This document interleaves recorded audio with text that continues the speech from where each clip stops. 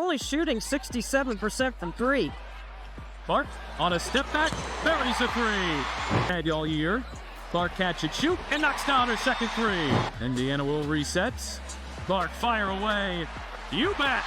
Caitlin Clark and the Indiana Fever ended a two-game losing slide on Sunday with a 110-109 victory against the Dallas Wings. While most of the emphasis has been focused on Indiana's achievement of a 20-win season, which brought them to 2019 on the year, there was also a dark side to the game. During the game, Clark drove to the hoop on a fast break. Kalani Brown, a Wings player, smacked Clark in the head when she was attempting a layup. Brown originally made touch with the ball, but her follow-through on the play got her into trouble. Brown's hit on Clark was escalated to a flagrant charge after initially being deemed a common foul on the floor. Despite the roughness of Clark, the youngster managed to score 35 points, 8 assists, and 2 rebounds. She scored the most points in Indiana's final regular season home game. But this wasn't the first time Clark had been hit throughout the game. It's beginning to appear like a trend. All teams are trying to stop Clark, and this appears to be their new strategy. After a recent game against the Lynx, Clark referred to instances in which she was hit by opposing players, but refs didn't blow the whistle. Clark said those moments had an emotional impact on her that she hopes to control better. "I thought I got fouled a couple times there in the second half on mid-range jump shots," Clark said. "It happens. Sometimes they get calls, sometimes they don't. It is what it is. I think I settled a little bit too much for mid-range jump shots, but I thought I got bumped a little bit, and I was honestly trying to shot fake them to get them to foul me. I mean, I think I could have done a little bit better of a job controlling my own emotions." But Clark added that she doesn't believe her emotions need to change. "I think there's a line, and sometimes your passion, your emotion can get to you," Clark said. "But that's never something I would ever change or anybody on our team would change." While Indiana's victory was vital, Fever supporters may have been more concerned about Caitlin Clark receiving her 7th technical foul of the season during the game, which would have resulted in her suspension for Indiana's last regular season game against the Washington Mystics. Although Clark looked to want to dispute with the officials over foul rulings at times during the game, she was eventually dragged away by her teammates to prevent going too far and incurring that fatal 7th technical.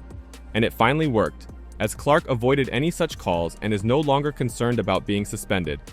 The Fever would undoubtedly struggle without Clark on the court. However, the rookie maintained that she would have felt guilty about the punishment for a different reason. But luckily for her, she never received her 7th foul, which would have meant she had to sit out a game. You get the rookie record, you get a career high. It's a tense game from start to finish. Friday, you acknowledged keeping your emotions in check. So I guess in a tense game like this, tense environment, I guess where does your mind, your competitiveness go when, occasionally teammates, kind of have to come in and redirect you away from the refs? Well, I didn't think they were going to give me a technical at any point tonight. I would have been really sad for people in Washington, D.C. I didn't want to do that. I tried my best. But my teammates do a really good job of that. They think I'm funny. They think it's funny. So, and then Aaliyah is the one that ends up with a technical. That's the best part about it all. Like, she's the one babysitting me, and then somehow she ends up with a technical, and she didn't really do anything. She was just standing there. So that's what was funny to me.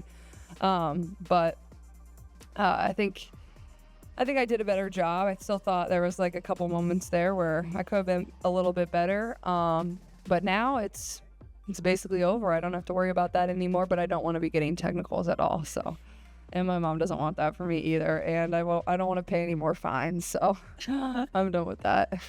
The refs did her and the fans in Washington a favor by sparing Clark during last game, because at one point it did look like she could end up with a foul. Now she's free to play in the last game, where she could break yet another record. This time, it's the most three-pointers made in a WNBA season. It will be a hard one to break, but she's a 120 right now. Diana Taurasi is second in the record books with 121 made in 2006, and last year Sabrina Ionescu broke the record scoring 128 threes. But if anyone can do it, it's Clark. And let me remind you, she already had a game against the Mystics earlier this season where she scored 7. As for last game, she scored 6. So, who knows if she'll be able to match it, or even break it. That would be yet another incredible record broken for the rookie. And after that, they're playoffs bound, something the Fever haven't done since 2016, and according to Clark, the team is ready for it, especially with recent new patterns on court. This is a team that's been night and day since the Olympic break.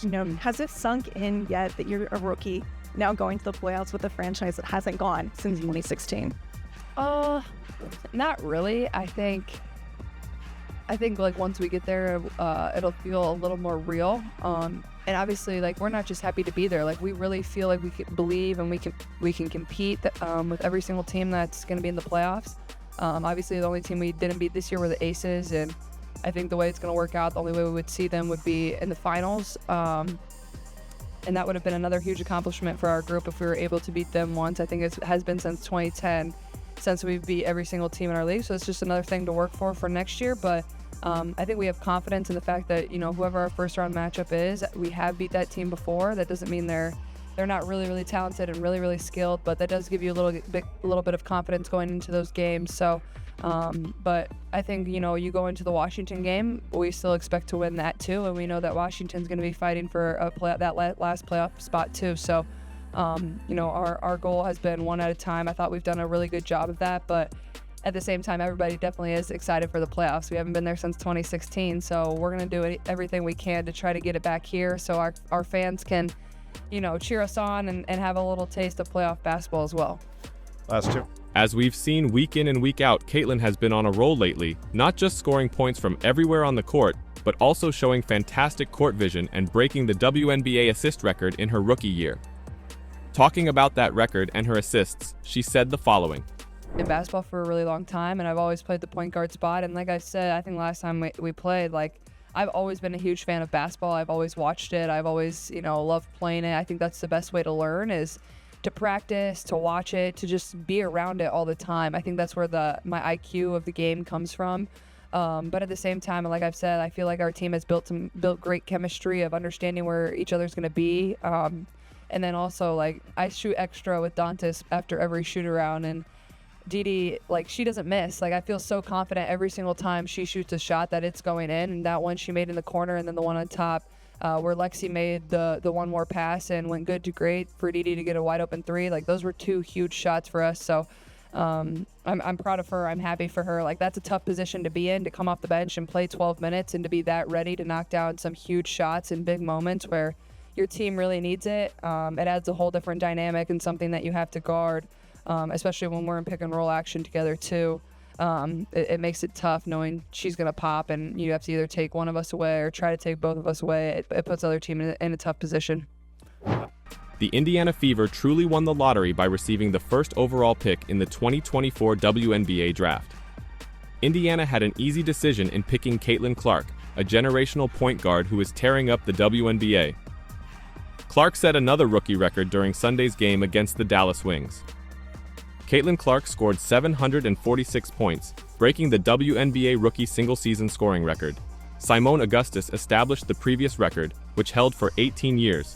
Clark has the opportunity to pad this stat and make it even more unbeatable.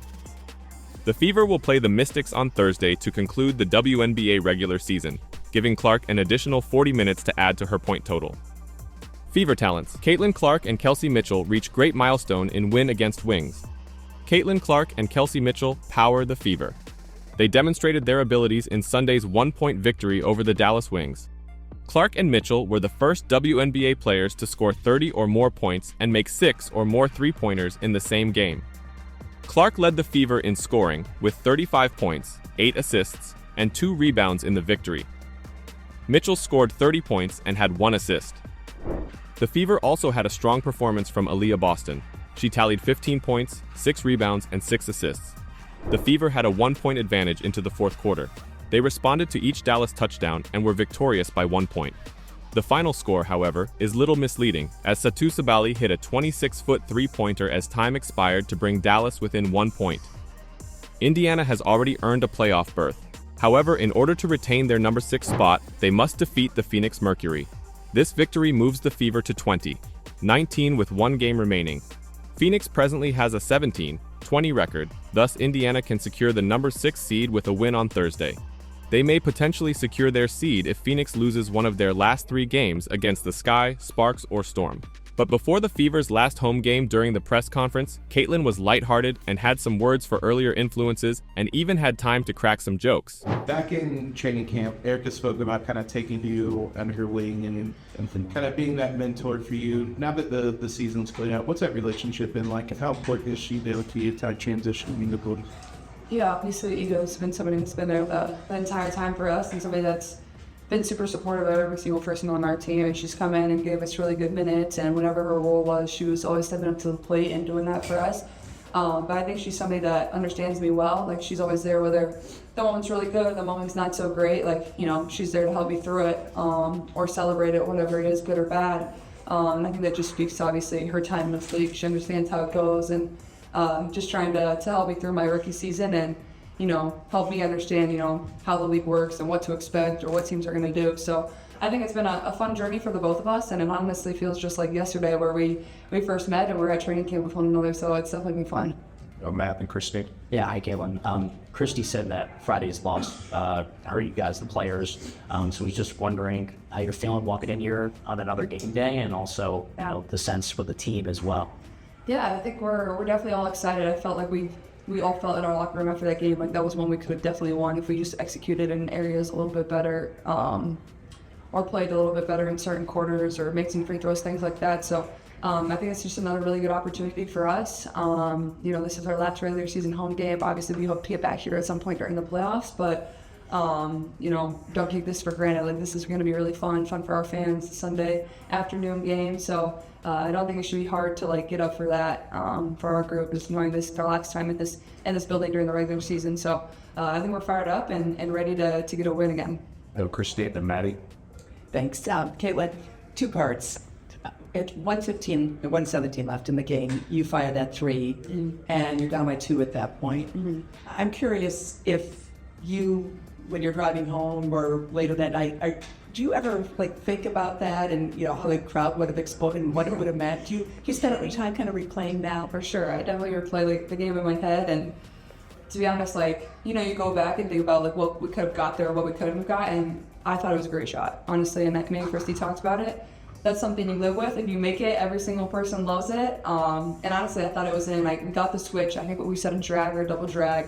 And Asia kind of switched out, and she kind of had her hands down, so I was able to get it off. And it felt good, and would have given us the lead. What killed us is we didn't.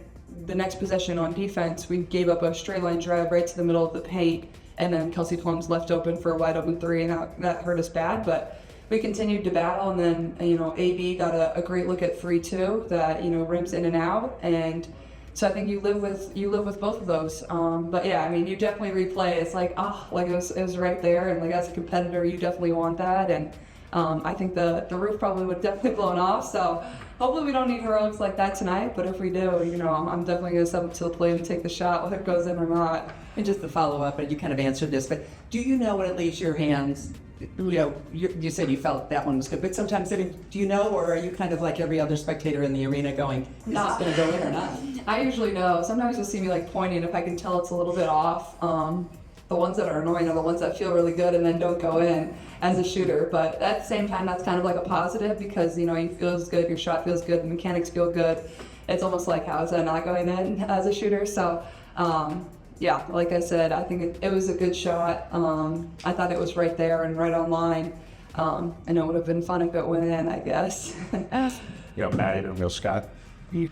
How do you think that like season margins, especially over the second half of the season after the break, has impacted the team, maybe even like added another layer of confidence?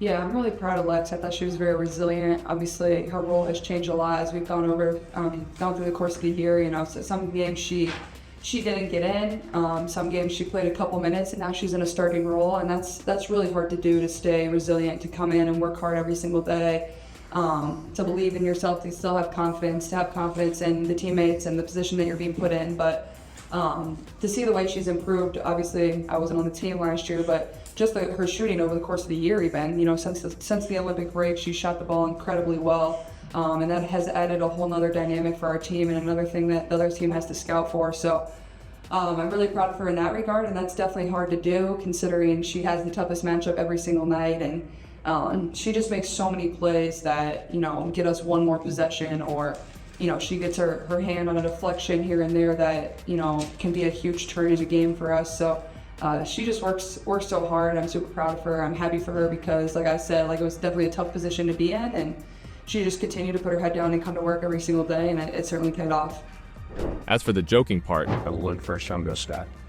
The other day, Christy was talking about how funny you were on the court practice. Do you know what she's laughing about? A and B, you got a joke for us. During that specific practice, I was funny.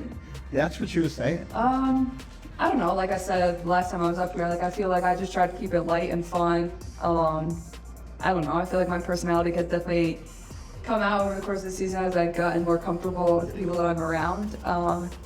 I don't have a joke. I don't really tell jokes like off the tip of my tongue like that. Like, it's, well, in Des Moines, it's like, this is actually kind of crazy and actually super random, but when you trick or treat in Des Moines, Iowa, you have to tell a joke to earn your candy. And I guess no other place really does that in the country, so you have to tell a joke, so you go and knock on their door, and you have to tell a joke to get your candy. And like, I know my mom's a stickler about it. Like, if you don't tell a joke, like, you're not getting any candy. Those poor kids, they know better. So you better have a good joke at Halloween time. And like, whenever I tell people that, like, even when I was in Iowa City at the University of Iowa, like, they're like, what? That's so weird. But to me, like, that's very normal. I think it's weird to just knock on somebody's door in general and ask them for candy. Like, that's a little strange, but you gotta earn it somehow. So I don't know. Like, that was always a fun part of Halloween for myself, is like, you and your friends come up with a list of funny jokes. And my mom still to this day will like write all the jokes down on a list in her phone and send it to me and my brothers after trick or treat is over, and we get a kick out of them. So that's where I get most of my jokes. But other than that, I'm just a very sarcastic person. So yeah, very random situation with you guys today. There you go. The last two go scout and talk if you guys want. I have to follow up on that. Do you have a go-to joke that you always use? Not really. I mean, I don't know. I would switch it up a lot. I was too worried about like beating everybody I was trick-or-treating with to the next house. I didn't really care about the joke. I was too worried about getting the full-size candy bars and like being the first to knock on the door. I know that's super surprising, but like, I was in a full sweat at trick-or-treat. Like, I came home, I had to go straight to the shower before I counted my candy, because that's all that mattered, is that I got first. And I got first every year at the amount of candy I had. I was the first to the door. I had the best costume. I had the best joke. I just dominated trick or treat. how about that for our Rookie of the Year? What are you expecting more to see from her this season? Could she break some more records and create a stunt in the playoffs with the Fever? What do you think? And what about those clear fouls on her during the games? Is there actually something the WNBA can do to make this stop from happening game after game? Let me know your thoughts in the comments down below, and don't forget to subscribe for more WNBA content.